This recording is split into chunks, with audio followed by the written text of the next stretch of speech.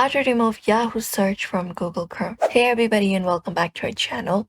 If the Yahoo search keeps appearing on Chrome, it usually means your default search engine was changed or your browser hijacker got installed. So here's how you can remove it completely. For that, we can open up Chrome. And once we open up Chrome, we can go for the three dots in the top right corner and click on it and access our settings from there. After we go to our settings, we can look out for a search engine option in the left side corner of our screen, left hand side. And once we click on it, this opens up. Now here, ensure this option is changed to Google, this one right here.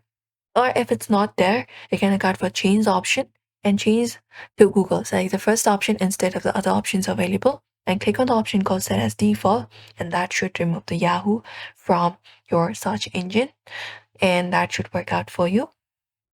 If not that, you can check for suspicious extensions. So click on the three dot in the top right and look out for more tools option. And within more tools, just go over and look out for extensions. Or you can look out for extension tab different and go ahead and look out for manage extensions and open up the space. And you can look for unknown or suspicious extensions, especially Yahoo related. And you can just go over and turn the toggle option for that and remove it. Or click on remove option directly and go ahead and remove the such kind of extensions available from your Chrome. Also, you can reset your Chrome settings. So for that, what we can do is we can just go to the settings of our Chrome. Let's access our settings.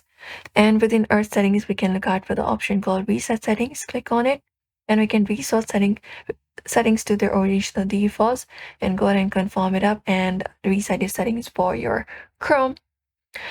And you can scan for malware as well. You can download malware bytes, run a full scan, and remove any kind of detected threats. But this is how you should be able to do it. So we hope this video was helpful. Give this video a like and subscribe for more tips and tutorials.